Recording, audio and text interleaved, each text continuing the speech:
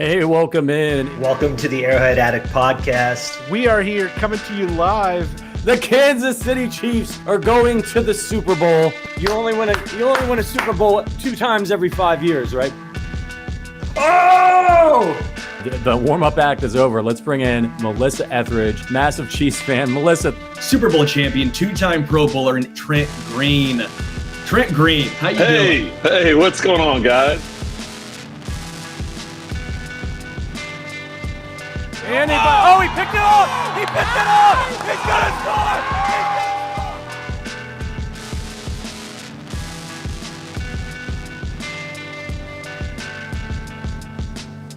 And we'll see you next week. But until then, as always, go Chiefs.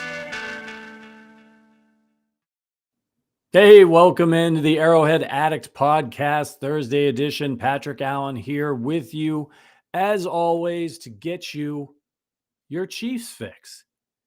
The combine has started. If you're one of these draft people, these crazy draft people, congratulations. This is your time. This is what you've been waiting for since the season ended, and it is beginning. And it's not just about, as you guys know, it's not just about the players and all of that in Indianapolis. It's about the conversations that are happening behind the scenes. Brett Veach, Andy Reid, they're there. They're moving and shaking. They're talking deals. The Kansas City Chiefs have already started making moves. We're going to get into some of that in just a little bit. We got a great show for you today. If you're watching on YouTube, do me a solid. Hit the like button. Jason in the chat says, Patrick, happy Thursday, man. Appreciate you. Happy Thursday to you, brother. It's always good to get on here and talk Chiefs with you guys. I'm already making the schedule for the offseason, trying to figure out what I'm going to do when I go on paternity leave. So let me know if any of you guys want to step in as a guest host. Yeah, we got a great show for you today. We're going to have Charles. You might know him as Bad Luck Chuck from Kingdom Cast. He's going to be on with me. We're going to talk free agents, some of the things going on in the offseason here with the Chiefs. So we're going to get into it, chop it up a little bit. You one of his co-hosts over there at Kingdom Cast, Kylie Manning, she's been on the show before. So super excited to have Chuck on. And then, we're going to talk about the free agents. We're going to talk about maybe a little bit of Chris Jones, a little bit of L'Jarius Sneed, and maybe a little bit of Super Bowl. Just a little touch, because I'm still hanging back there and enjoying that feeling. Before we get into it, got to let you know that if you haven't signed up for DraftKings Sportsbook, make sure to get your first bet on them. New customers will get a second chance bet up to $1,000 when signing up with our promo code Arrowhead. That means if your first bet loses, you'll get your full wager returned as a bonus bet up to $1,000. Signing up with our code Arrowhead not only covers your first bet, but it also gets you access to daily rewards and other profit boosts. If you're looking to join DraftKings, go download the app and register with our promo code Arrowhead to make sure your first bet is covered. This offer is only available for new customers who are 21 years and older and physically present in a legal gambling state. Please remember to always gamble responsibly. Check out the episode description for the full terms of the offer and to see if you qualify. Now's a good time, man. I mean, March Madness is coming up. Yo, shout out to Anonymous Mango for the super chat. Pat and Gabe Davis followed each other on Twitter today. Ooh, okay, we're going to have to talk about that. Let's get our guy in here, Charles from the Kingdom Cast. What's going on, Charles? How you doing, brother? I'm doing great, Patrick. How you doing? I'm very well, man. I really appreciate you joining me today. So for some of our viewers and listeners who might not know your story, can you just kind of give us a quick 1-minute version? Like, how did you sort of become a figure in the Chiefs fandom? I think everybody knows by now, but I'll give it a quick synopsis here. Everyone knows I left the Chiefs-Texans game when we was playing them in the divisional round. We was down 21 or 24-0. I told everybody I was actually leaving the stadium this time, because people before have told me to actually leave the stadium when it comes to them playing the playoffs, because we lose every time. So I'm like, all right, I'm going to listen to you guys this time. And before you know it, I record the video. The Chiefs come back. My video goes viral, and the rest is history. So people call me Bad Little Chuck. And, I got rid of that last year because we won the Super Bowl when I went to both playoff games. So I'm Good Little Chuck now. So, and funny, didn't Patrick Mahomes retweet you and say thank you for leaving the game? Yeah, he said watch the next game at home after that too. So Hey man, you gotta listen to the GOAT. I was at that game too, and thankfully did not leave. But I know myself and all the other Chiefs fans appreciate your service. That had to have been a tough one though, man, to see what was happening and be like, oh man, like I left. well, I mean, it was kind of tough, but at the end of the day, we was in too good a position to not make it to the Super Bowl at that time. So I had to make that sacrifice. I just did whatever it took. I get it. I often when people ask me about that game, because I've had some really good luck, man. I was like, I'm not from Kansas City. I live in Chicago. So like I'm not able to go to a ton of games. And when I get out to Arrowhead, it's usually special. And I've been out to a couple playoff games, and I was at the Texans game and I was at the Bills 13-2 game. Oh, we lost, Chuck. I'll continue with my story and hopefully he can get back in. Yeah, man, I was at both of those games. And I remember the Texans game in particular, kind of just sitting there and being like, it is like the first half was like winding down. It was sort of like, I've always said it's kind of like being at a funeral, and you're all bummed out, obviously, because somebody passed away. And then the corpse jumps up out of the casket. It's like, surprise, I'm not dead. It was really a super exhilarating experience. As we go to the chat, as well as we wait to hopefully get Chuck back on here, send us your thoughts about that game. I'd be really interested to hear how you guys felt during that game, because to me that was always sort of like the game that broke the curse for the Kansas City Chiefs, because right, like we had gone through all the years with Marty Schottenheimer and like having really good records and getting the number 1 seed and having a home playoff game, and then we get into the playoffs and we get upset by some team, and that's exactly how that felt. And it was just sort of like, after we lost to the Patriots the year before, you get in there, okay, this is the year, right? Like we're gonna go on the Super Bowl run, and the same nightmare that always happened to the Chiefs happened again, right? Here you go, the fumbling, they're not themselves, they're getting blown out, and it was just like, yeah, well, this is what happens. It doesn't matter that we have Patrick Mahomes, nothing's ever going to change. We're going to be stuck in this nightmare forever. And for me, that comeback specifically was sort of like Patrick Mahomes exercising all of the demons of our past and being like, this really has changed. This isn't going to happen again. I'm here now. And they kind of did that throughout that whole playoff run, right?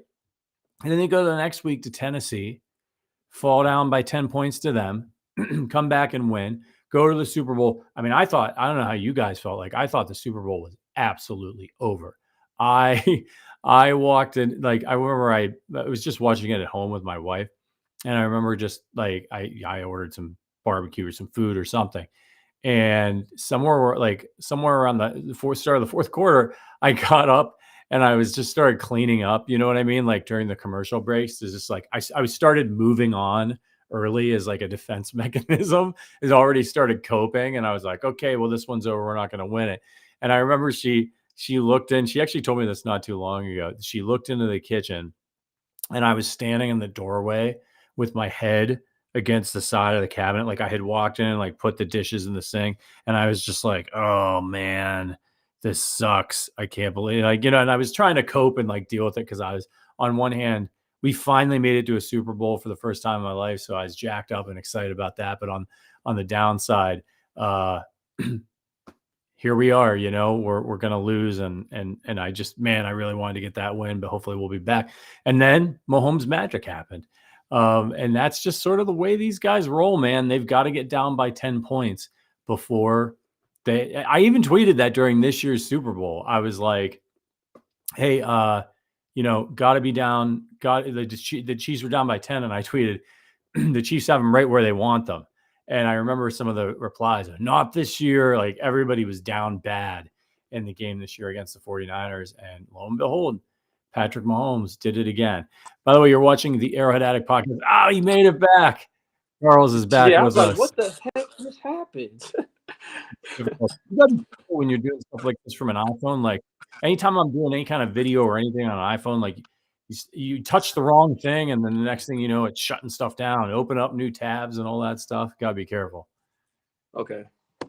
Yeah, because I was just relaxing and everything, and I was like, okay, you lost connection. I'm like, what in the world just happened? But anyway, yeah, he was telling me he was from Chicago, and then that's when. Yeah. I kind of explained the story, but I was at that Texas game, the Texans game, and I was telling the audience that I usually joke that it felt like I was at a funeral, and then the corpse jumped out of the casket and was like, "Psych, I'm not dead," and then also that I felt like that game was like it reversed all the bad like juju that the Chiefs have had over the years. Like it felt like, oh, it's happening again. This is what always happens to us when we have a good team, we get in the playoffs.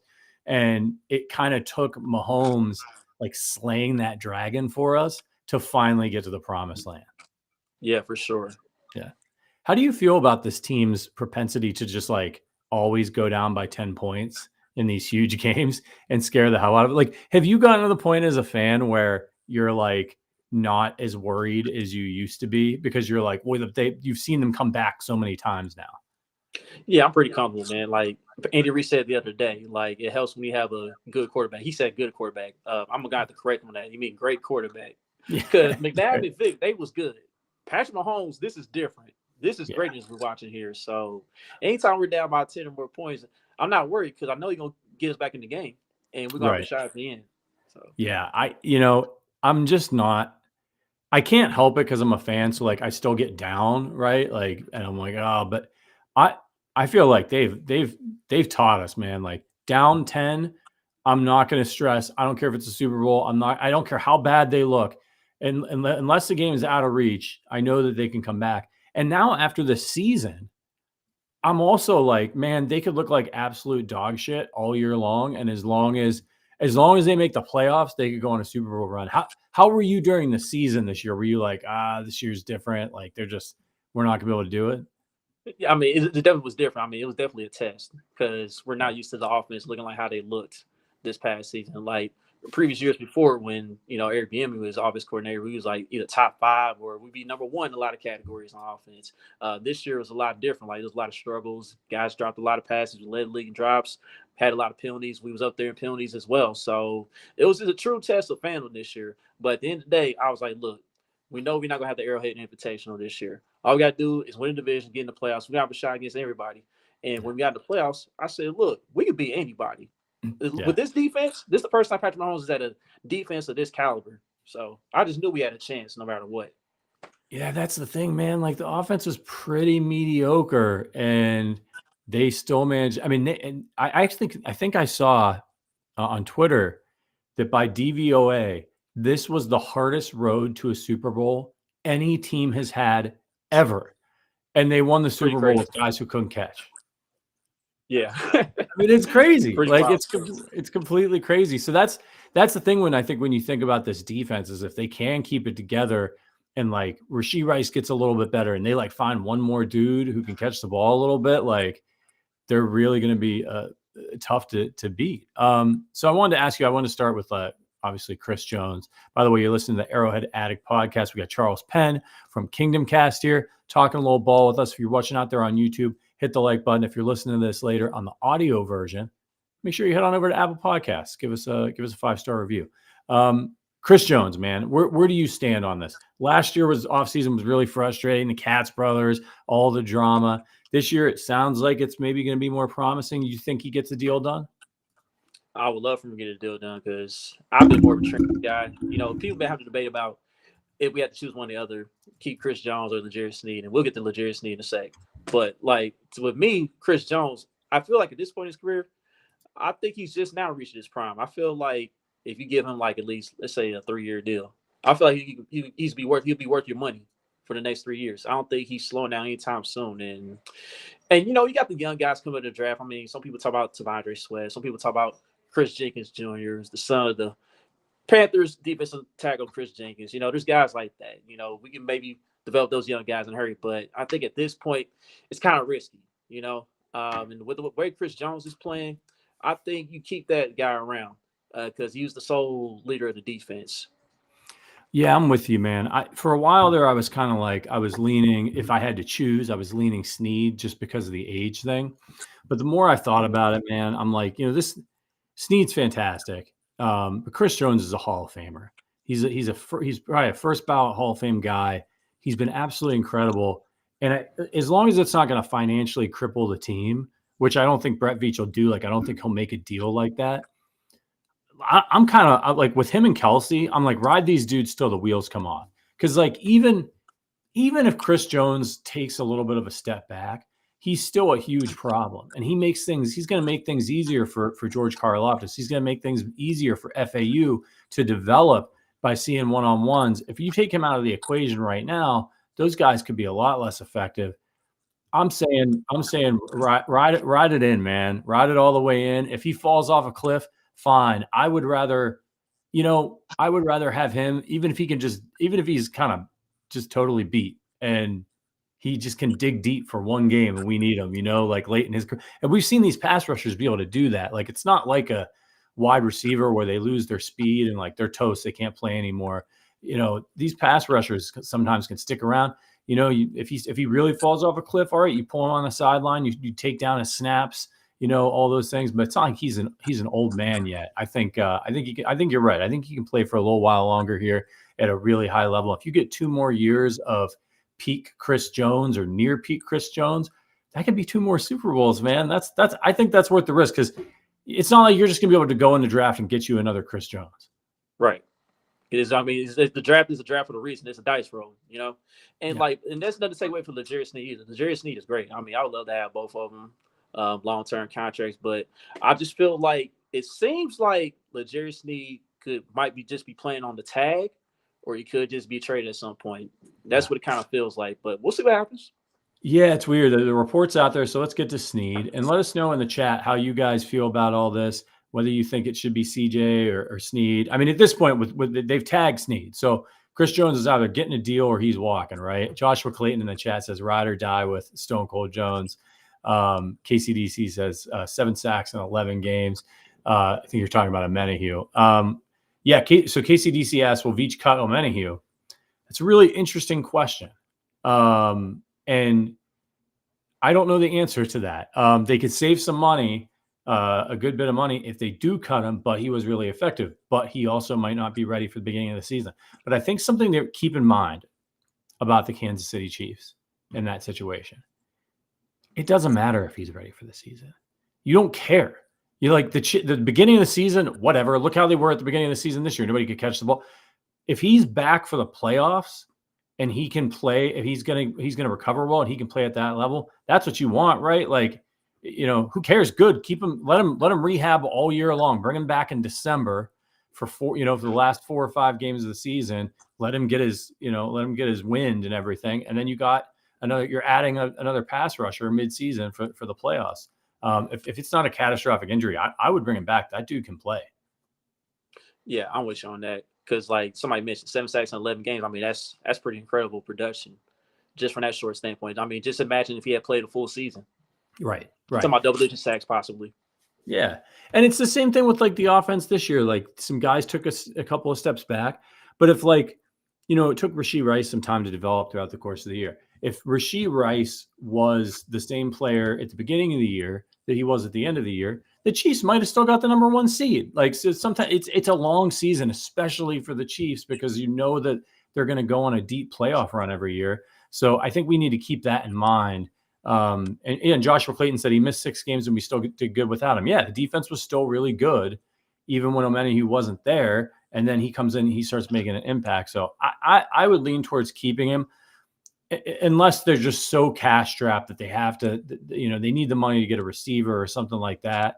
But I think he was an excellent addition.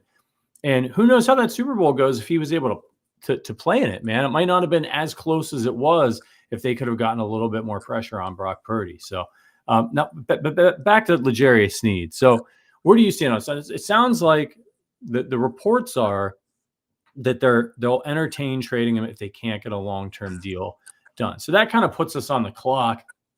Like if you're the Chiefs, you've got to trade him before the draft to get max value. So that kind of puts the Chiefs in Sneed's camp on the clock. But the thing with Sneed is like, he wants to get paid. Like this is his first big deal and maybe his last big deal because he's cornerback, right? So Do you think that what would be your preference? Would it be to get a long-term deal with him, bring him back, or roll the dice and see if you can get him to play on the tag? I would love for him to play on the tag at least. It's just that like we have seen throughout the past, let's say 5+ years. I mean, Brett Veach, they've proven that they can develop cornerbacks. I mean, you saw Mooney of the Niners. He got paid. He got an All-Pro selection. Beforehand, you saw Marcus Peters. He had an All-Pro selection here. He got paid. He's able to go elsewhere, and I think he played in the Super Bowl with the Rams. So we've proven over time that we can develop corners, and we've done just fine moving forward. I think if we don't keep Sneed and we just play him through the tag, or he gets traded or whatever, the next guy would be Trent McDuffie, right? I feel like it'd be a little different with Trent McDuffie because they traded up for him. I feel like they'll probably try to make a deal for him more so than Sneed. I mean, that's just how I see it personally. Yeah, I'm with you. I think it's interesting. I think it's great that the Chiefs have options. They can focus on getting a deal done with Chris Jones. They can have these conversations with Sneed. If I know Brett Veach has a number, and he's probably not going to go over that number. And so if they can get a deal done, great. If not, trade him. I mean, what would you be happy with? And let us know in the chat how you guys feel. What would you be happy with in a Sneed trade? I lean like if you get a second round pick for this guy, thank you for your service.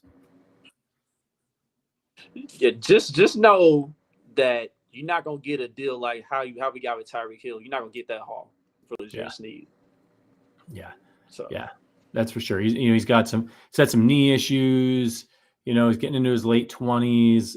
No one's going to probably throw a first round pick at you for him. As good as he is, look, if he were to walk in free agency, the Chiefs would have gotten a third round compensatory pick for him because he's going to get a big deal from somebody, and that'll get them that compensatory pick. So I think if you're now that the Chiefs have tagged him and he can't walk in free agency, he either has to play on the tag or he gets traded or he gets extended with the Chiefs.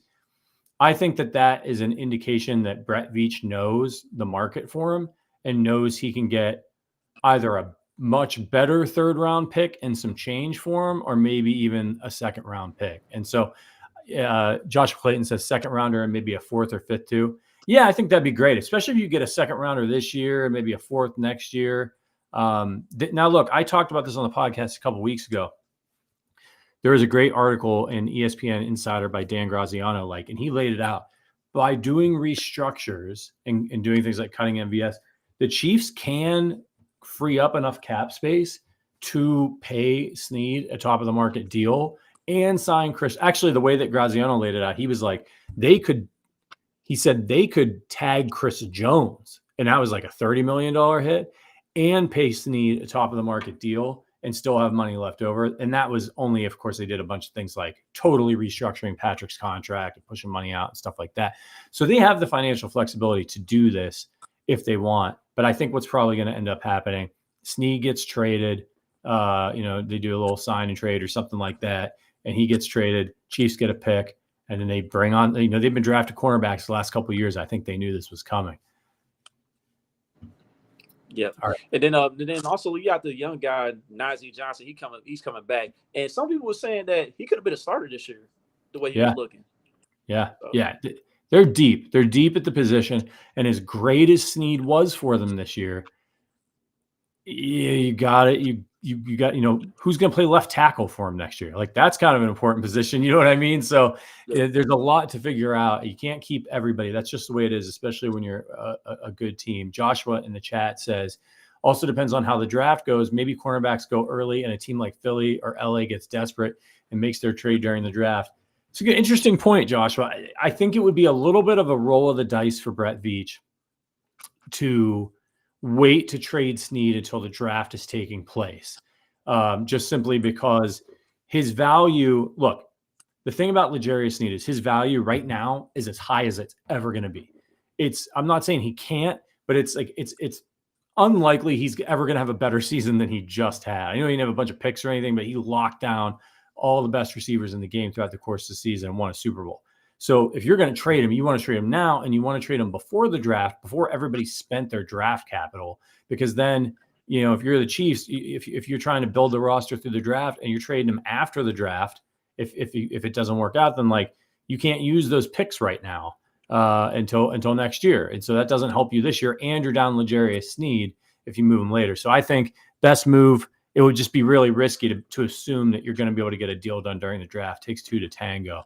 So it's going to be interesting. We'll see how it all plays out. But I think if they got a second round pick for him, I would be thrilled for him. Go get your money, man. You got a couple of rings, and appreciate your time in the kingdom. Before we get to the free agents, Charles, I want to talk to you about the Super Bowl and just kind of how were you feeling during that game? Because like I thought maybe like if I ever was so lucky as a Chiefs fan to have the kind of success that like Patriots fans had, that like I always wondered like would it be as meaningful? Would I still care as much? And I feel like I do, man. Like I'm just like I don't care how many I want it every year. How did you feel in that game when things weren't looking so good? I had to tell everybody in the Chiefs chat. I mean, I had to tell everybody. I had to remind people. I said, look, we was down 10 to this team in Miami. We got plenty of time. We can still do it. Yeah. Don't panic. Yeah. Calm down. Just calm down. I had to remind people who we have on our team. Yeah. So that's how I feel. It was the same. I was doing the same thing in my group chats, man. Like I was like, and we have a private Discord here for Arrowhead Addict listeners. And I was like, it's gonna be all right. Like, we can overcome this. And they were like, we don't, a lot of people were like, we don't have Tyreek Hill, man. Like Tyreek Hill ain't coming out to run Wasp. But man, you got 1-5. As long as you got 1-5 running around out there.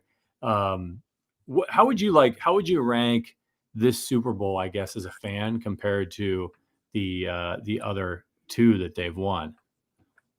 This got to be the top one for me because like we mentioned earlier in the show, like we went through so much turmoil. We went through hell and back this season, like on-season drama, a little bit of off-season drama, but it was more so like the on-the-field performance overall as a team. Like defense was doing their thing, special teams was doing their thing for the most part, but offensively, we just had so many roller coaster moments and so many down moments, and just to be able to overcome that and be able to win it in that fashion, it's got to be the best one for me. Yeah, the players were saying that too. Like if you listen to the players after the game, like Kelsey, Mahomes, they wanted this one bad. Like they were fired up. It meant a lot to them because they had gone through. And imagine like, we think we went through a lot because we're fans and we're like, oh man, this sucks. Like there, we shouldn't have been so cavalier about the receiver position and all this stuff. And like, it's going to be a lot. Like we thought we were wasting this great defense with guys who couldn't catch the ball. And imagine what it must have been like for the Chiefs in the locker room. Imagine what they must have been hearing. Like, that's what good teams do, right? Like we might have been, like Chiefs fans might have been out there being like, oh, MVS is a bum, and stuff. And like in the locker room, like you can't, Patrick Mahomes can't be like, yeah, he is a bum. He needs that guy. He's the only guy he's got. Right. What did you think about the MVS era? I'm curious. Obviously the Chiefs cut him this week, big cap savings for them. Would you define the MVS signing as a success or a failure? I mean, it's pretty similar to Frank Clark. I mean, these guys had big contracts. They didn't really live up to them during the regular season based on production. But when it came time for them to show up during playoffs, when it was winter go home, they showed up. And like I was in the camp of MVS not being on this team. Like I didn't want MVS on this team at all when we signed him. I'm like, what are we doing with this guy? You saw what he did in Green Bay. Like he couldn't catch a cold. But when it came time for him to show up in the playoffs, he did his thing. Like it goes all the way back to the Bengals game, the AFC Championship game. Like we lost Kadarius Toney earlier in the game. Then we lost McCole Hardman in the game. So we was pretty thin at wide receiver. We had to play Marcus Kemp at wide receiver. That's how bad it was. But at the end of the day, MVS did his thing. He showed up. Now Super Bowl, we didn't get anything out of him. But just this past postseason, like whenever we needed him to make a big play, whether it was closing it out against Baltimore, he had a few big third down catches against Buffalo. He scored a touchdown in the Super Bowl. Wherever we needed from MVS, he got it done. So I gave him credit. So I mean, that's good enough for me. I'm with you, man. I ran through some of these in a show earlier this week, like his accomplishments. He had like you just mentioned, touchdown against the 49ers in the Super Bowl. He sealed the game against the Ravens. That was not an easy catch. four catches, 63 yards against the Bills this year. He had that AFC Championship game you mentioned against the Bengals, 8 catches for 116 yards and a touchdown. There was nobody left. Everybody was hurt. They called that man Tyreek. He said, that's their Tyreek. Yeah, right. Pat's out there on one ankle, can't run. MVS showed up for us, and that led to us winning a Super Bowl. And even in the game before that, he had a touchdown catch in the 27-20 win over the Jaguars. So I'm with you, man. I declare the MVS signing a success, and I felt the same way about Frank Clark, man. Like, he was such a key cog, one, leadership in the locker room for us winning a championship. MVS might have been frustrating during the season, but like all those balls he dropped, all that stuff, he didn't drop them in the playoffs, and that's when it really, really mattered for us. So he did his job when it mattered the most. And yeah, maybe was he overpaid? Sure. Did he underperform? Yes, absolutely. But like, I don't care. It ain't my money. Like, they won. They spent the money. They won 2 Super Bowls. It's hard to argue with the results when a guy does that. He also was a willing, I always like to bring this up. He was a willing and able blocker for the Chiefs. Like, you don't get it. That doesn't show up on the stat sheet, but he would make things happen down the field. He wasn't one of these lazy guys who just, I run routes and I catch the ball and that's all I do. So I gotta give him credit to that. I hope he finds a spot somewhere. I hope he can kind of revive things a little bit. And you want to know what's crazy about MVS? Like, remember that 4th and 1 that Patrick Mahomes converted when it was like a run pass option? Yep. MVS actually called that play. He actually suggested that play to Patrick Mahomes. And Patrick's like, yeah, that's the one. Let's go with it. Oh, there you go. See, those are the stories that we don't always know. He did his bit, man. He did what we needed him to do. Well, let's talk about free agents, because I got a list here of all the guys who are going to be free agents. And I thought we could have a little fun with the guys in the chat as well, and make it a little interactive and do a what I'm essentially calling resign or walk. So I'll go through all of the free agents that the Chiefs will have, unrestricted guys, and then Chuck, you let me know, and you guys in the audience let me know if you think that the Chiefs should re-sign them or let them walk. We don't need to get any contract details around that. Just based off their play, forget about costs. Like, do you want them back? All right, let's get into it. We'll start off with kind of an unsung hero this year, Nick Allegretti, the guard. What do you think? Big Grady, man. Yeah, I would definitely love to have him back, man. Like, he's a guy that can play inside no matter what side it is, left side, right side, or if you need to play center in emergency, he can play that too. So I know he might test the market, but I don't know. He seems like a guy that enjoys being in Kansas City. So we have a good chance of bringing him back. I mean, that's a utility piece that we definitely could use moving forward, especially if we're going to try to 3-peat. So yeah. I'm with you, man. He was. That's a guy you want. Like, as long as he can still play, and like, I trust the Chiefs to determine, like, their coaches, where's he at physically, all that stuff. Can he keep doing what he's doing for them? And I wouldn't blame Nick if he wants to go out and see if he can get the bag and then come back, because the Chiefs, you can't afford to pay him a bunch of money as a backup interior offensive lineman, but. It just all depends. It all depends. Maybe, there might be some team that's willing to let him start. And if that was the case, I'd want that for him as somebody who's contributed so much to the Chiefs. But yeah, man, he knows the system. He's got the trust of the team. Bring that guy back. And he was emotional. I remember after the Ravens game, I saw him get interviewed. He was emotional about, the team rallying around him when he had to step up. That's the kind of character, that's the kind of character you want. In the chat, Stu says keep Nick. Harp says all right. Jesse says re-sign him. KCDC says re-sign. Kenny says bring back Allegretti. Angry Junk in German says to re-sign him. All right, next up, we took care of Big Nick. What about our guy Donovan Smith? This is I feel like he's a controversial guy at tackle. Man, Donovan Smith. I know he had his ups and downs, the penalties and stuff. He's up there in age right now, what's that? I think he'll be turning like 32. I'm guessing. Yeah. So my thing is this, man. If there's not a left tackle that's out there available that could be better than him, whether it's free agency or whether you think Wanya Morris is ready to take that next step and be a full-time starter, then I think you can find some better options. I think you can find a better option than Donovan Smith. That's just me personally, but I do appreciate his 1 year here. So Yeah, he is. It looks like he's 30 years old. So I'm not sure when his birthday is or when he's going to turn 31, but he's 30. Look, man, like he's had injury history in the past. He'd be risky. I wouldn't want to count on Donovan starting again, like unless I had another really good option. But if he was willing to, really, you got to ask too, like where do they think they're at with Wanye Morris? Like, do they feel like he'll be ready to do it in another year? And like, what if they think he's like okay, but like, do they move Jawan Taylor over to left tackle and put Wanye at right tackle? So there's a lot that they got to figure out there. But I thought he played all right. Like he wasn't great. There were too many penalties. But it just depends. There's not a ton of tackles that are going to be available out there. What do they think of the draft? That's a guy who I think they'll probably let hit the market and see what happens. It's not a guarantee he's going to get scooped back up either. Let's see if anybody's got in the chat. Stu says 1 more year for Donovan. Jesse says I'd rather move Jawan over and let Wanye play his better right tackle spot. Joshua says walk, sign the other Smith. It's a tricky one. We'll be interested to see how it goes. All right, this is a fun one. Running back, Clyde Edwards-Helaire, who got a little thick this season. He was a little thick out there. What's your take on CEH? Hey man, shout out to Clyde for turning around after the bye week, and he played a little better in his role. I just want to say, for me, thank you for your service. That's how I feel with Clyde, man. I think we move on.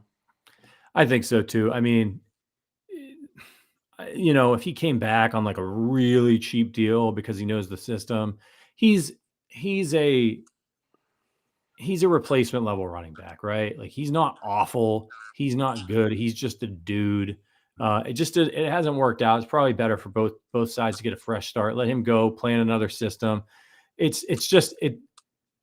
just sort of like meh, like with Clyde, like they don't need him. They can get whatever he could give them and maybe more from somebody else. So there's probably no reason to bring him back. It's a shame it didn't work out, but it is what it is. Sometimes you swing and sometimes you miss. In the chat, Harp says resign. I love the little big guy. KCDC says walk on CEH. Joshua Clayton says 3.2 average per carry. Pathetic. Jesse says third stringer with great locker room presence. Kenny says with a big salute, let him walk. Yeah, man. I mean, like, it's just the running back position. Like if you're not special, you're just a dude these days in the NFL. That's just the way it works. All right. Speaking of running backs, Jet McKinnon. How do you feel about this one? Now, that's a guy that I'm willing to bring back just for veteran presence. And like somebody mentioned third string back, I think if you bring him back and you can get somebody else that can complement Pacheco as the backup or the running back too, then yeah, you just bring back McKinnon just for the veteran presence. Because as everyone knows, I mean, McKinnon, he about to turn 33. His playing days might be getting a little shorter. You know what I'm saying? So I think McKinnon would be a great veteran presence to help with the young guys. You know what I'm saying? Because, I mean, he helped Pacheco become a better running back throughout the course of the year, too. Like, especially in pass protection. Like, when Jet was out for a while and Pacheco had to really take on that full role and go out there and throw some blocks for Patrick on third down, he did a pretty decent job at that. So, yeah, look, I mean, he's a guy. He's 31. His birthday's in May. So he's going to turn 32 here next month. That's old. That's like senior citizen for a running back. He only had 21 carries this year in the regular season for 60 yards and a tutty. And he had 25 receptions for 32. He does bring value as a blocker on third down, but I don't think it'll be the same as it was last season. Like they'll just let him go. If maybe he retires, maybe he signs with somebody else. Maybe if he's still out there and they don't like their depth, they decide to bring him back like in training camp. It's something like that. But I don't see them going and getting him and bringing him back right away, especially since they didn't use him very much last year at all. Kenny says if veteran presence in the locker room is his energy is worth a small contract. It just depends on the roster spots that they have, right? Angry Drunken German says give McKinnon a cane and a contract. When I was at the Super Bowl 2 years ago, it's crazy. What's that? A cane, right? I know they're Angry Drunken German's coming for him. When I was at the Super Bowl 2 years ago, I asked him. I said, a lot of people say you're Patrick Mahomes' personal protector, and he said bodyguard. And obviously, he takes a lot of pride in his blocking. So, but at the end of the day, they should be able to find somebody with McKinnon's skill set that's a little bit younger and that's got a little bit more juice on the field. So we'll see how it works out. Okay, here's another guy, another glue guy, tight end, Blake Bell. Blake, thank you for your service. After what I saw this past season, his blocking wasn't like how I'm accustomed to seeing. He made a few more mistakes than per usual. We know he's a blocking tight end. I mean, he's not really known for catching the ball, but even then, he had a little more difficult time catching the ball. So I think it's time for us to find somebody better in that role. Personally, I mean, I don't know what they're gonna do with Jordy Fortson. I don't know who's really out there in the market, but I'm sure there's somebody out there in the market that can take over the role for Blake Bell. So. Yeah, Angry Drunken German says walk. I agree with you at this point. Like, look, guys, great career in Kansas City and elsewhere for Blake Bell.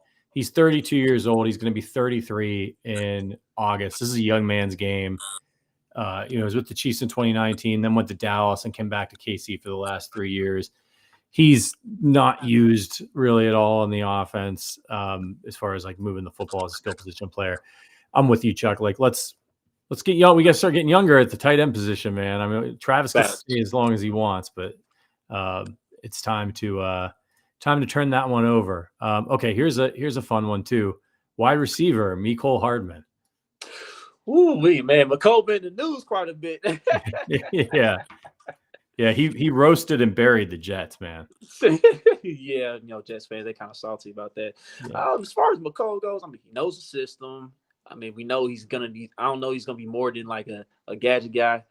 That's really a tough one for me, honestly. I really think they don't bring him back. Personally, I really think it is time to kind of revamp this wide receiver room a little more, see what's out there, whether it's free agency, whether it's through the draft. But you never know, McCole. So it's interesting. I think he's a guy that you don't maybe necessarily need to rush to bring back. I mean, they didn't rush to bring him back last year. They let him go. He signs a 1-year deal with the Jets. So like the deal he got with the Jets tells you what the market thought of Mecole Hardman last year after coming out of Kansas City system and being like somewhat productive. I mean, there ain't no way his stock certainly ain't gone up. That catch at the end of the Super Bowl is as thankful as we all are for it. Like that ain't going to make teams be breaking their necks to go out there and sign him to a big long-term deal. So I think he'll be available, and I think he has the most value as a back-end roster guy on the Chiefs. So maybe the Chiefs let him go out there. They see what they get in the draft. There's no reason to rush to sign a guy like him, but I could see him ending up back in camp with Kansas City, trying to get a roster spot. There's a little bit of trust there. Obviously, he knows the playbook. He's got some juice, so you can run him on those reverse sweeps and things like that. Maybe use him as a returner. But I'm not. Yeah, somebody says KCDC says veteran minimum from McCole. You need to overhaul this wide receiver group, but it doesn't help to have some reliable younger players around who know the system. So I would bring him back. I would bring him back on a veteran minimum deal, but I don't think I would do it until after the draft. See what you can do in free agency, see what you can do in the draft, and then just tell McCole, sit tight. All right. Richie James. Are you a big Richie James guy? Our guy Sterling on the Arrowhead Addict podcast does the Tuesday shows. He's a big Richie James guy. Richie did not get many opportunities in the offense like I thought he was going to get. Because remember, with the Giants, he had plenty of opportunities, and he was one of the top third down wide receivers in the league the season before. So it was just strange, like how he was used. But he did get opportunities in the punt return game. He had some good moments. He had some moments like, dude, why are you catching the ball? Let the ball go. What are you doing? I don't think Richie's going to return. I feel like Richie's going to look for an opportunity to get more snaps offensively. So I don't think Richie comes back. Yeah, Richie's 28. He'll be 29 in, looks like September is his birthday. Knock my mic over. Chat says, Harp says meh. Jesse Schott says Richie walk. I think if he comes back, it's going to be because Dave Tobe wants him back. If Dave Tobe likes him as a special teams guy, he'll come back. But otherwise, seems like a guy who came to have a cup of coffee, win a Super Bowl ring. And like, I'm sorry, man, but like if you're a wide receiver on the roster and you couldn't distinguish yourself this year, like they'd have taken anybody, man. They'd have put me or you out there if we could have caught the ball and gotten open, So if you couldn't do it during last year and all that shit show and all the like that's what you want if you're a guy like Richie James, like an opportunity like that where they'll take anybody who can produce, and nobody could produce. He didn't get it done. I say you let him walk. And I'm not even gonna hold you. Like Nico Remigio, like he comes back healthy. I feel like he can take that over. Yeah. I mean, so I interviewed Amir Smith-Marset at the Super Bowl, and he's a guy that like, he went over to was it Carolina, I think, and he that's not exactly a great position to be in, and he doesn't have huge stats or anything, but he had a return for a touchdown. Like he showed that he was worth another look for us, I thought, in preseason, and then did the same thing when he found another team. So I'm still rooting for that guy, but I think the Chiefs thought they had more depth. I mean, I did. I thought they had more depth at wide receiver than they actually did. So that's a guy I kind of feel bad about. I'd rather had him this year than maybe Richie James. But yeah, because I know 2 Chiefs fans personally, they've been banging the drum for Amir Smith-Marset. Like if he's available again, they want to bring him back just to give him another shot because they feel like he's a Joe Horn. He could be Joe Horn in the future. Yeah. So I could see that. He was a really nice guy. I really enjoyed talking to him on Radio Row. So we'll see how it goes. Okay, what about the quarterback position? Blaine Gabbert. You want to see Blaine Gabbert come back? You can do it better than Blaine Gabbert. A lot of people are banging the drum, it seems like, for Drew Lock, the other Mizzou guy. And, I'm not really a big fan of Drew Lock either, but if I had to choose one or two, I would rather have Drew Lock as a backup. So we can do better than Blaine Gabbert as far as a backup. I didn't really like what I saw from Blaine Gabbert. Big arm, but Andy just loves, man. He loves these old, crusty backup quarterbacks. I wish we had. I like how Baltimore, like they had Tyler Huntley, like they had like a younger guy who like kind of fit the similar style of the quarterback they had. I know that if we don't ever want to see this guy play, and I know that if the Chiefs lose Mahomes, they're not winning the Super Bowl. I don't care who they've got back there. But what if you get to a stretch where you need to win, like when Matt Moore came in, like you need to win a couple games, while Pat's injured, but he's going to be coming back. And I think if that had happened last year, we'd have been toast. We would have been toast. Like with Blaine Gabbert, like Henny might have been able to get it done a game or two. I just didn't see it with Blaine Gabbert. I'd like a little bit more investment in that. I know they can't afford to spend much money on quarterback, but God almighty, Robert the Bruce says Russell Wilson. Get out of here, man. Are you insane? I still respect Russell. Could you imagine Russ, he'd be in there doing high knees in the locker room, oh God, that would be something. You get Russ and Kadarius Toney together. What kind of stuff they get up to? But you want one backup quarterback that I would love to have personally? Jacoby Brissett. I thought he played decent in Washington last year, and he was in that same system with EB. Yeah, so. That's a good point. There's a few guys like that. I don't know where he's at now. He's probably toast, but like Tyrod Taylor, like some guys are showing they can play a little bit. I mean, the best backup quarterback I think in the NFL was Gardner Minshew. Like Indianapolis, like he played well for them, man. Like I want a guy like that if we can find him. He might cost a little bit more. As Mariota might be available, I'm not sure. Like he'd be kind of interesting. Like, oh, you don't like Mariota? I feel like Andy could. I feel like Andy could win games with Mariota though. Maybe, but it's the Andy Reid factor. It's not like I want like I think like Mariota's like underrated or anything, but right. I feel like he's a good locker room guy, good character guy. Would be a good teammate. And Andy could probably figure out how to use them. But just give me anybody with a pulse. Like, stop bringing these 45-year-old quarterbacks out there to back up Pat. And if we were in the situation, I mean, maybe Mariota could pay us back for that wild card game a few years ago when he caught his own pass for a touchdown. Maybe he'll pay us back in that way. I still have nightmares about that. I'm not over it. Oh, man. All right. What about Turk Wharton, defensive tackle? I would love to have him back. I feel like we can use him for depth. He's mainly a pass rush type of guy. And Turk, it took him a minute to get back to where he was before the injury. the season prior, and it showed like near the end of the season he was getting back to the Turk we knew before the injury. So I would love to have him back, maybe on a 1 year, maybe 2 year. Just give him opportunity. Yeah, I'm with you. I mean, the Chiefs got to do something at defensive tackle. The depth is not great there. So go ahead, bring back Turk and buy some time to keep building there. All right, this one we don't need to spend very much time on. Defensive tackle Chris Jones. Would you like to bring him back? Of course, 1,000%. Yeah. We would like to re-sign the future Hall of Famer Chris Jones. That would be a good thing. Okay, what about Derek Nottie? Nottie, man, look, I mean, a lot of people was down Nottie before the season started, but he proved his worth. He stepped it up in his run stuffing role. He had a great season. I just don't know if the Chiefs are willing to bring him back. They might be able to find something out there in free agency, or they just signed Isaiah Bugs. I mean, they might give him an opportunity to be that run stuffing defensive tackle. So I feel like Nottie's going to be going somewhere else. Angry Junket German says we need Nottie by nature. It's a pretty good Nottie by nature. That's a good one. Yeah. Harps says to sign him. Jesse says walk. KCDC says to re-sign Turk. Okay.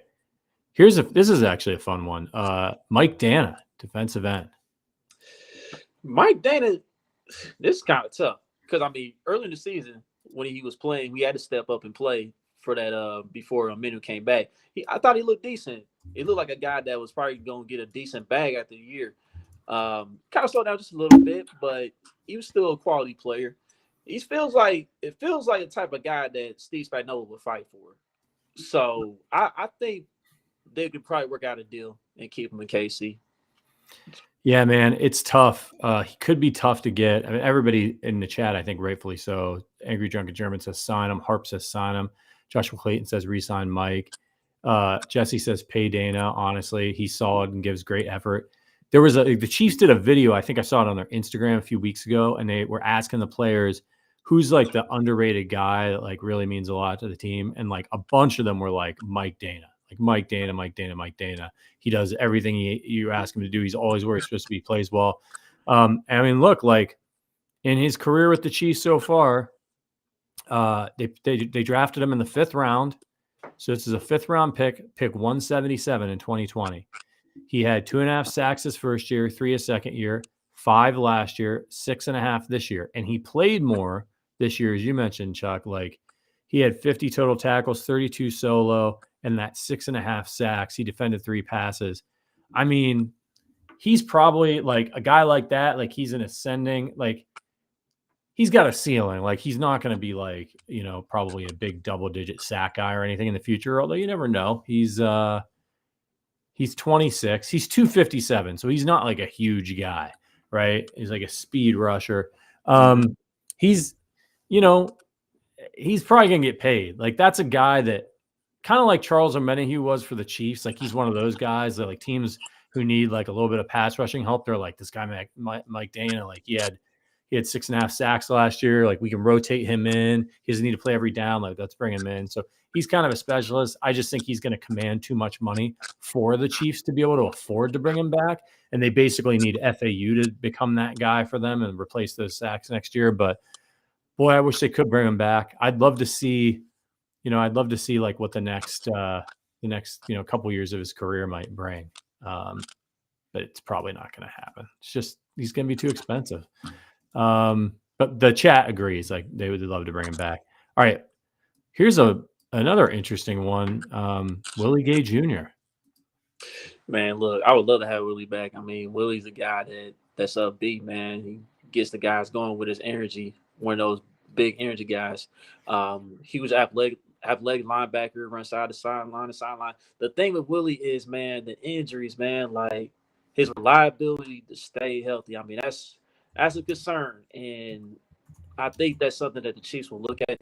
And based on how he's sounding on Twitter and Instagram, I think he already knows that he may not be a Chief any longer. And he'll go somewhere else. So yeah, I like his athleticism. But it's just one of those situations where they might need to reload. Let's see what the chat says. Angry Drunken German says Gay will get his bag. Sad to see him go, but we can't match. Yeah, I think that's probably the case here. What about linebacker Darius Harris? No. No, absolutely not. Yeah, I'm with you. Sorry, Darius. Okay, how about this guy? Drew Tranquil came in, was a dog for these guys this year. Look, I think Drew is contagious to this winning now. Like, he was in a hellhole in the Chargers organization. Yeah. Like, you heard him during the parade, how he was talking about this organization, how he talked about the joy that he had after the Super Bowl win. So I think he definitely won. So I think we can get him on a 2-year deal at least, have him around a little longer. I'm with you, especially with Willie Gay moving on. Like, you want another guy like that. He stepped up big time for the Chiefs this year when Nick went down with injury. So give me Drew Tranquil, man. Find a way to keep him. G. Peterson says to keep him. Drunken German says Tranquil's a must. He's number 3 on the must list. Jesse says Drew is a must. So, all right. Again, we already talked about this guy, L'Jarius Sneed. All things being equal, you want him back, right? Yeah, absolutely. Yeah, I think the chat will agree. Yes, we would like Sneed to be able to come back if it's possible. What about Deion Bush? Safety, Deion Bush.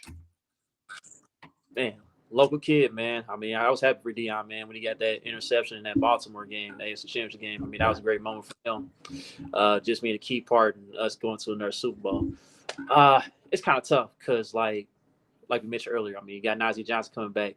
We don't know if he's going to have a larger role or he's going to get back to that main special teams guy role. So it's kind of a tough one for me, man. But for me, I feel like they may let him walk, if I had to say so. Yeah, he's 30. You probably can replace. He's probably just got a guy that's a little bit easier to replace. It's nice to have guys who know your system and that you can trust, but I'm guessing Bush isn't going to come back. But that's one of those ones where, like, I don't have a strong opinion. I'm going to trust Steve Spagnuolo on that. Harp says yes. Josh Clayton says no. All right, let's keep it moving. What about this guy? He made a huge impact for the Chiefs this year. Mike Edwards, safety Mike Edwards. Man, I think Mike will probably get a bag somewhere because, like, you saw how Jamari Conner played in the postseason. I feel like the Chiefs are ready for him to take on a larger role. And then, with Justin Reed, I mean, hey, who knows? I mean, he might get an extension. I don't know. I mean, some people was down on Justin Reed. They had questions about him. So you got to factor that in too. And then, of course, you got the other side. You got Brian Cook coming back. So to me, I think Mike Edwards, appreciate his time here. Being a major contributor for our Super Bowl team, but I feel like he will get it back somewhere else. Yeah, Edwards, he's a 3rd-round pick by Tampa Bay in 2019. Didn't really work out for him there. Played well for the Chiefs this year, but I'm with you. He played well. He might be able to go and get himself. It was a kind of a prove-it deal. He might be able to go, and it's really probably more about Jamari Conner than it really is about Mike. So, can't keep them all. Let's see the chat. Edwards is a ball magnet. Guys always around turnovers. I'd like to, says Angry Drunken German. Joshua says, I want Mike back. If they can do it, man, I'm down. It's all about price. This one, I think we already know the answer to what's happening here is Tommy Townsend, the punter. He gone. He gone, right? He's going to get paid, and the Chiefs got a guy in Matt Araiza who is going to be really cheap. And, like, when you're a team like the Chiefs, as much as we all love Tommy, I mean, you can't be blowing a bunch of money on a punter. Like, there's a lot of guys who can punt. Yes, some of them are better than others, but, like, you got Patrick Mahomes. You don't want to be punting very much anyway. So I thought that was such a shrewd move by Brett Veach to go and get Araiza. You got to do with the big leg. Like, I've seen some people say, like, well, he's not as good at, like, pinning teams inside the 20 and, like, directional punting and stuff like that. But, like, remember, like, he hasn't really played in the NFL yet. He's going to get to work with the Chiefs special teams. And the dude's got such a cannon for a leg. Like, think about the Chiefs being in one of those situations where, they bring the ball out of the end zone on a kickoff because they always do, and they get tackled at, like, the 17-yard line. And then they go out there and they run the ball and they don't get a gain. And then they throw an incomplete pass. And then, Jawan Taylor jumps off sides and they get a 10-yard penalty. Now they're all backed up. And then they run a draw and it goes nowhere. And they're on the 5-yard line and they're punting from the back of their own end zone. And this dude can boot it for a touchback. Do you know how big of an advantage that is when you have Patrick Mahomes as your quarterback and in that defense and Andy Reid, like that is such a be able to flip the field like that, man. No matter how far backed up you are, I think this could end up being one of the most brilliant moves of Brett Veach's tenure if it works out. I agree. Yeah. Bro can punt it 82 yards. Get out of here, man. It's just ridiculous. All right. So one more to go here. And it's the long snapper, James Winchester. He's a free agent. I'm not really familiar with long snappers. Yeah, bring him back. He's done his job Right. earlier. So Yeah, look, I don't like. Here's the thing: he's 34. So I don't like. Again, this is one where I'm going to trust Dave Tobe and Andy Reid, and you tell me if James Winchester can still play. But what I can tell you is that you didn't hear that dude's name one time all year because he did his job. So, like, he's been on the Chiefs for a while now. In fact, he's one of the few players from back and from the very first Super Bowl team that's still on the team. I think there's only like 8 guys. So, look, man, Winchester, as long as he can still do his thing and his age isn't a liability, yeah, bring him back for one more tour of duty. But 34 is getting a little old, man. it is. Yeah, he's born August 6th too. Yeah, so he's gonna be 35. This might be it for him. He might retire. I don't know. Next time, I need to do my homework on long snappers next time. Yeah, right. Yeah, do your homework on a long snapper. All right, man. Appreciate you coming by. I got a couple more things to get to, but I'm gonna let you get out of here. Charles Penn, where can people find you, man? Where can they find you on Twitter, and where can they find you on Kingdom Cast and some of the other things you do? Oh yeah, definitely. At CPen for the win. That's number 4, the win. Also, you can find me on Kingdom Cast. We're doing an episode tonight at 8 p.m. We're gonna do our in-season review. Of course, talk about the latest Chiefs news and all the good stuff. May talk a little combine as well. So yeah, you can catch us every Thursday live. And also, we got our little brothers along our platform called Tell the Truth. You can catch them on Wednesday nights. So nice. Yeah, man, you guys got to check out Kingdom Cast. There's a lot of really great Chiefs content out there. Obviously, you guys know Kylie. Now you got to know Charles a little bit. Country over there. Great show. Really fun show to watch. So make sure you check them out. And you can watch me on Thursdays at 4, and then you can check out Kingdom Cast later in the evening. It's just all Chiefs day for you. Charles, I appreciate you coming by, man. I hope you come back soon, and thank you for your time. Definitely. I'd love to do this again. All right, man. Take care. Charles Penn of the Kingdom Cast. I really appreciate him coming by. It's a fun conversation, getting more perspectives from some of the other content creators out here in the Chiefs Kingdom. Before we get out of here, we got to get a couple reviews. As you guys know, it's the Arrowhead Addict podcast. You're watching on YouTube. Hit that thumbs up button. If you leave a review on the show over at Apple Podcasts, a 5-star review, and you write a review, please do that. And then if you ask us a question, we'll answer it on the show. And I've been asking for more reviews. It's the off season. We need help. You can make a comment, whatever. So next up is our guy, Dr. Driver 21. Appreciate you for the review. 5-star review over on left it on the 25th of February. My favorite Chiefs coverage. How will the Chiefs secure depth on the defensive line? I think that's a great question. Look, I think they're pretty good at the end position, right? They got Karlaftis. They invested in FAU. I think they're going to bring back Chris Jones. I think they'll bring back Omenihu. They could save money if they let him go, but I think in the long run it could benefit them. We'll see. I think it's got to be through the draft and savvy veteran free agent signings. I haven't really looked at the veteran free agent, defensive line free agents that are going to be available, but like they just have to keep building through the draft. They're young in most areas, but they have kind of like stuck with their guys at defensive tackle. They've invested in they're set, man. Like they're pretty good at linebacker. They're really solid at cornerback. They've invested in the safety position. They're good there. So, and they've been investing in pass rushers on the end. I think we'll see Brett Veach turn his attention to the defensive tackle position this year to try to look, man, yes, maybe they re-sign Chris Jones to a 2 or 3 year deal. He's coming to the end of the line. It's time to get some young talent in there. And if you're going to spend a bunch of money, a lot of times too, they look at what's our spending allocation for each position group. They're not going to want to spend a ton of money on a big name free agent or something like that in free agency when they're about to pay Chris Jones one last time. So go get you some young guys to be the heir apparent and to, maybe shore up that run defense a little bit. Okay, next up is our guy Ernest goes to he is what he wrote here on 227. Here's what he wrote. FMK. Do you guys know what that means? That game, Marry Fuck Kill, is sorry for the kids out there, earmuffs. Marry Fuck Kill, Joe Tooney, Creed Humphrey, Trey Smith. This is absolutely hilarious. Let me know in the chat if you're brave enough. Marry Fuck Kill, Creed Humphrey, Trey Smith, Joe Tooney. Oh, this is a hard one to answer. I guess I would kill. Oh man, I don't know. If I'm gonna marry one of them, I'm gonna marry Trey Smith. I talked to Trey Smith at the Super Bowl. He seemed really nice. I asked him about his injury with the Chiefs. He seemed like a really, really super guy. So he seemed like the one I'd want to spend my life with, Trey Smith.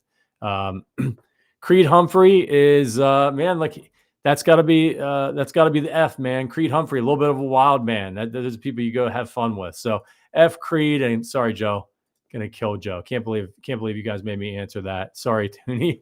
Yeah, I'm sorry, man.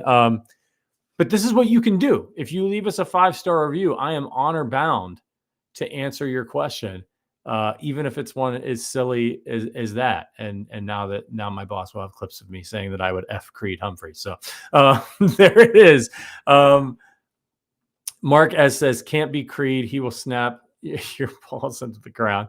Creed's got to work on that snap a little bit. I'm sure he knows those low snaps could have cost the Chiefs. Did cost Chiefs a little bit. But yeah, head on over to Apple Podcasts. It's a great way to support the show, leaving that 5-star review. We do this on YouTube and we have a big audience there, but it really helps us. The audio listeners, we have a lot of audio listeners. I appreciate you guys so much. I want to give you some love. And it's a great way for you to get involved in the show. I know you hear us talk to the live audience a lot, and you're not able to always participate. This is a way for you to kind of get in on the action. And then by the time maybe you hear the show, you hear us answer your question. So Angry Drunken German says, I don't listen to the Apple podcast, but I have so many ideas now. Yeah, you're going to let us have it. If you want to become part of the Arrowhead Addict community, check out the link in the description. There's a lot of ways to support the show. You can do it with your reviews. You can do it financially. It helps us bring in great guests, helps us get Matt Verderame back here on the show. So it's a great way to support us. And we have a private Discord. We're going to be firing up the Fantasy Football League here pretty soon. Private, happy hours, things like that. It's really a great group of people to get in there and talk ball with. So, and it keeps us, we're part of a big company. We invest every penny back into the podcast. We're not looking to make a bunch of money off this podcast. We're looking to improve our Chiefs coverage for you. So if you like what we do here, it's a great way to support us. We're not all full-time employees here. I am. Sterling is not. Adam Best is not. Obviously, Verderame doesn't work here anymore. When you do that, that's a way for us to support some of the other characters that you see here on the Arrowhead Addict podcast. So we appreciate you. All right, we're going to get out of here. Thank you to producer Richard for keeping us up and running. We will be back next week with our regular slate of shows. Tuesday, Wednesday, Thursday, we'll have combine breakdown, and then we're turning the corner, man. Free agency is almost here. Thank you for all your support. We'll see you next week. But until then, as always, go Chiefs.